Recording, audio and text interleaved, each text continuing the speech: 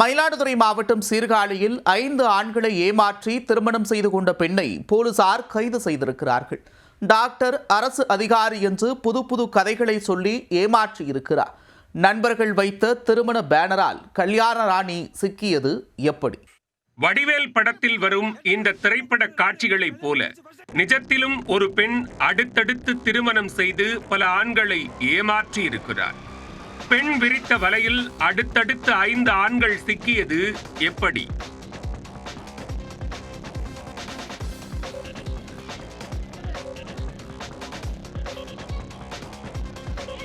மயிலாடுதுறை மாவட்டம் சீர்காழி அருகே திட்டை ஊராட்சிக்குட்பட்ட குளங்கரை தெருவைச் சேர்ந்தவர் சிவச்சந்திரன். இவர் தனியார் வங்கியில் கடன் வசூல் செய்யும் பணியில் இருந்து வருகிறார். இந்நிலையில் சிவச்சந்திரனின் தாயாருக்கு உடல்நிலை சரியில்லாததால் சிதம்பரம் ராஜா முத்தையா மருத்துவமனையில் தங்கி சிகிச்சை பெற்று வந்துள்ளார். அப்போது நிஷாந்தி என்பவர் தான் MBBS படித்திருப்பதாகவும் சிதம்பரம் ராஜா முத்தையா மருத்துவக் கல்லூரியில் டாக்டராக வேலை பார்த்து வருவதாகவும் சிவச்சந்திரனிடம் அறிமுகமாகி இருக்கிறார். இருவரும் சிறிது நாட்கள் காதலித்து பழகிய நிலையில் கடந்த 20ஆம் தேதி சீர்காழியில் உள்ள ஒரு திருமண மண்டபத்தில் சிவச்சந்திரனுக்கும் நிஷாந்திக்கும் ஆடம்பரமாக திருமணம் நடைபெற்றது. சும்மாவே செதற விடுவோம், பங்கன்னா பதற விடுவோம் என அட்டகாசமான வாசகங்களை வைத்து பிளக்ஸ் பேனர்களை வைத்துள்ளனர் சிவச்சந்திரனின் நண்பர்கள். இந்த பேனர்களுடன் திருமணம் தொடர்பான புகைப்படங்களை சமூக வலைதளங்களில் சிவச்சந்திரனின் நண்பர்கள் பதிவிட்டுள்ளனர். நண்பர்கள் வெளியிட்ட இந்த புகைப்படங்கள் தான் மணப்பெண்ணின் உண்மை முகத்தை வெளியே கொண்டு வந்துள்ளது. மயிலாடுதுறை மாவட்டம் சீர்காழி அருகே புத்தூர் வாய்க்காங்கரை தெருவைச் சேர்ந்த நெப்போலியன் என்பவர் இந்த புகைப்படங்களை பார்த்து கடும் அதிர்ச்சி அடைந்திருக்கிறார்.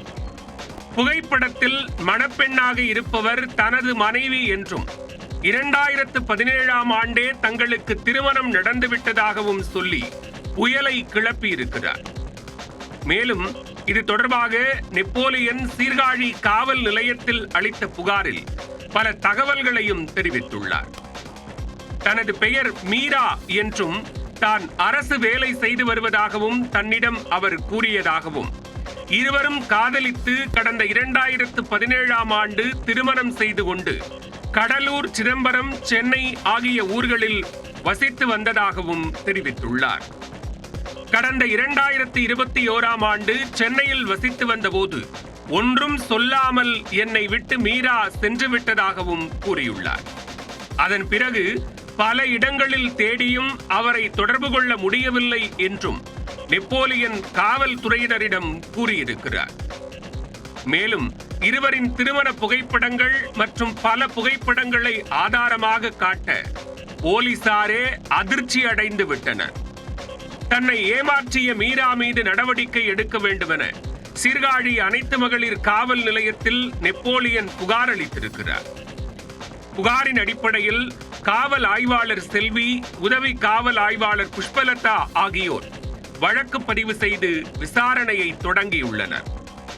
நெப்போலியனிடம் மீரா, சிவச்சந்திரனிடம் நிஷாந்தி என்று பெயர் சொல்லியிருந்த பெண்ணை காவல் நிலையத்திற்கு அழைத்து வந்து விசாரிக்க அவருடைய நிஜ பெயர் லக்ஷ்மி என்பது தெரிய வந்தது.